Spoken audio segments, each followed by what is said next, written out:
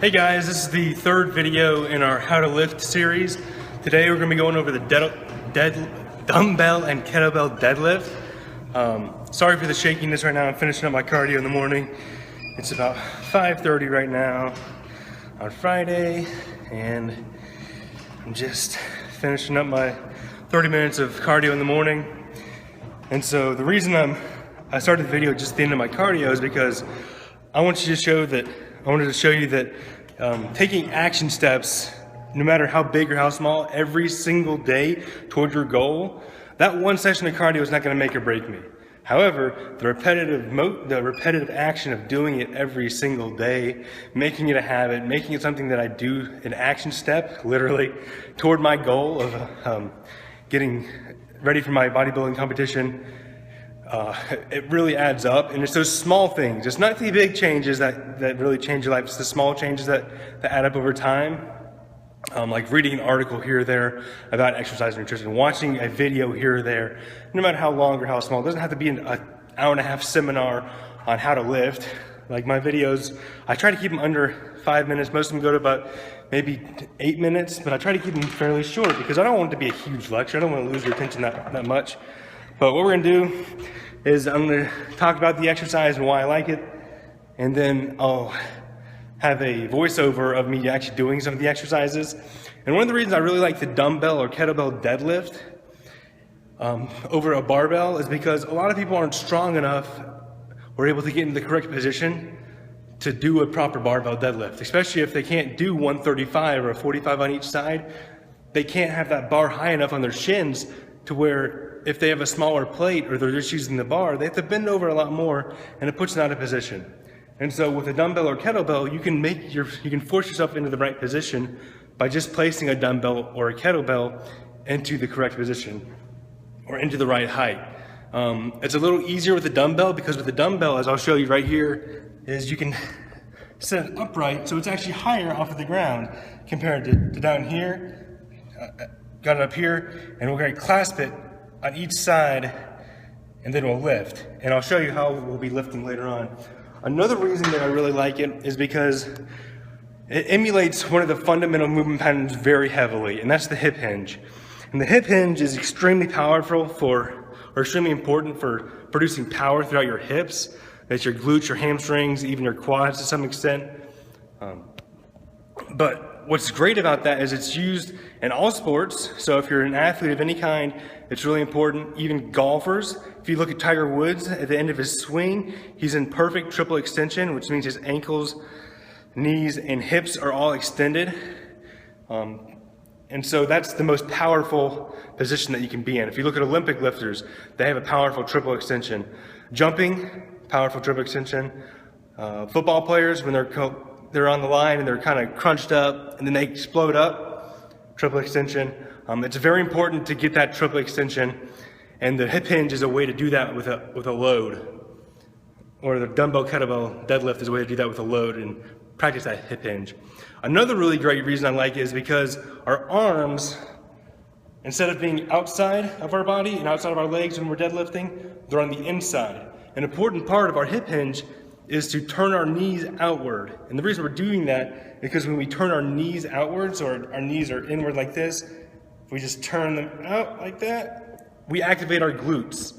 And we create torque and tension throughout our lower body. And that's very important because, especially when squatting or deadlifting, if you don't have a very firm foundation, if you have like a noodle foundation, it's gonna collapse. You're not gonna be able to produce much power and be able to lift heavy weights and get stronger and get bigger and become more athletic. And so by putting our arms in between our legs, it kind of forces us to push our knees out because we don't want our arms really rubbing. So my memory cut out, so I had to delete a few things on my phone. But as I was saying, having your arms inside your legs forces those knees out and forces that torque to be present so that you have a tight lower body. And the reason that is because if you have a foam noodle, like a pool noodle, and you try to force weight through it, it's going to fold and bend. You're not going to be able to produce force through that. The force that you push into it is not going to come out on the other end. However, if you have like a broomstick or a dowel rod, something that's more rigid, or a steel pipe, if you push through it, you're going to push into that pipe. It's going to transfer that energy all the way through because it's stiff and has a lot of tension in it. and it's not being, the tension's not going out to the sides. And that's the same with any movement, whether it be a deadlift. A bench press is really important, having a strong grip. And really, any movement, you want it to have tension throughout your entire body. No single movement should be a single muscle exercise. It should be a total body exercise. When you're doing a dumbbell curl, you shouldn't just be curling your arm. You should be squeezing the heck out of that dumbbell, curling it up, keeping a tight core, keeping some tight glutes, some tension in your legs, keeping a nice stable base so that you can produce power through that muscle that you're trying to work. And that's great with this dumbbell kettlebell deadlift. Another reason I like it is because you can, as I said, you can raise the kettlebell by putting a weight underneath it, raising it up, putting a plate underneath it, or even one of those mats underneath it. You can keep it in perfect alignment with your body. So with a barbell, it has to come out in front of your body slightly, so you're not able to perfectly keep it around our center of mass or center of gravity to where we have the most power and the most control, therefore the least likelihood or incidence of injury. And so with a dumbbell or kettlebell, we can literally put it between our legs so that it travels directly upward from the center of our foot or our ankle through our knee up into our hips. All right, so it's staying over our center of gravity. So like I said, you can either do it like the hip hinge, or I'll show you a variation of when we do it with a squat, where we just, instead of kicking our butt back a little more, we push our butt down a little more, make it a little bit more of a dumbbell squat or kettlebell squat with the weight between our legs. And I found that extremely effective for building our glutes, especially with lady clients. And it's a really great hamstring exercise as well, especially if you get a nice wide sumo or wider stance with your feet. It's really great for that. A little more quad emphasis if you're looking for a more overall leg development instead of just hip, which is glute hamstring development, as long as your lower back. And so I'm going to show you a couple of variations there. You can add chains and bands, like I said, like I've shown before. You can use one arm to lift it. You can use both arms to lift it. You can make it into a high pull by continuing to pull the weight all the way up into our chest. So we have the weight, we lift it up and we pull it up even higher, make it into a high pull, adding a somewhat of an upright row, but it's more of like it's called a high pull instead. And you can do that with a barbell as well, but it's also very effective with a kettlebell or dumbbell. So I'm gonna go ahead and flip over to our voiceover part. You can see me doing some hand motions that are people in the gym, and so that's why I'm doing the voiceover on it instead of actually talking. But I was talking very softly while I was doing it, so I didn't disturb them. But I'm in here at 5:30 in the morning, so nobody's in here. This is actually I don't use this gym very often. I use it for my cardio every morning, but this is a very nice apartment gym. You don't have to be fancy to get results, seriously. One of who I consider very much of a mentor and a propeller in my education of strength and conditioning is Joe DeFranco and Jim Smitty Smith, and that's where I got this. I took their CPS certification, and I wear this shirt with pride.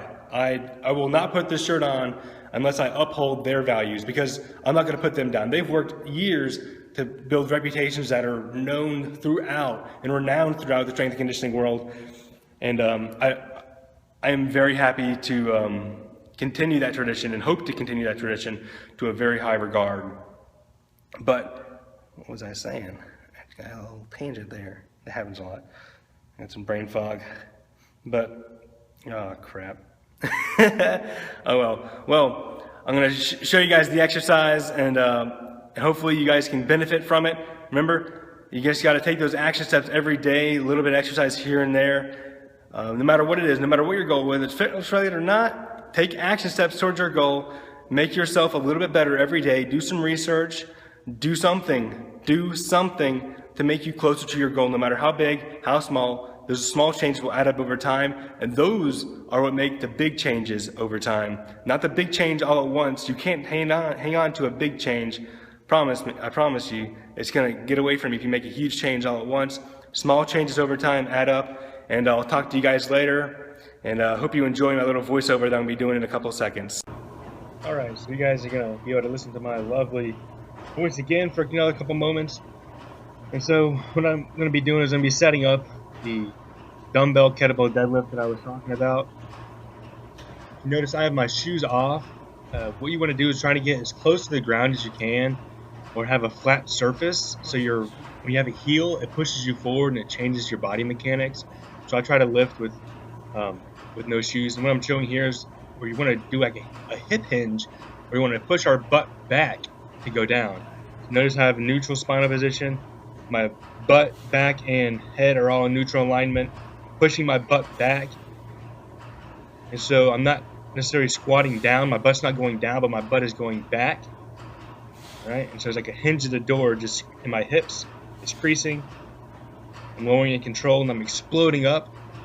And so now I'm going to go into the squat, in which my butt is actually going downward. And so this is using a lot more quads, or putting some more focus on our quads, and reducing some of the focus on our glutes and hamstrings, whereas the deadlift, or the butt back hip hinge, focus a lot on our glutes and hamstrings, much more so than our quads. And so what I'm doing is, I was talking about forcing our knees out and having our arms between our legs. Forcing our knees out makes us get into a proper position, and to torque our knees out, create stability, activates our glutes a little more. If you have trouble doing that, you can tie a band around your knees, and you have to force that band apart while pushing your knees apart. And that'll consciously make you push your knees out. So if you have trouble with that cue of pushing your knees out with those arms between your legs, you can really accentuate it by doing it with that band. And as you can see, I did the hip hinge version with the deadlift and the squat version. All right, so the video tutorial isn't too complex. And so what I'm showing here is a front-facing version, in which you can see my knees are going out over my toes. This is the hip hinge version. Kicking that butt back, stand on those heels, nice tight core. Going into the squat version, where my butt's going down a little more quads.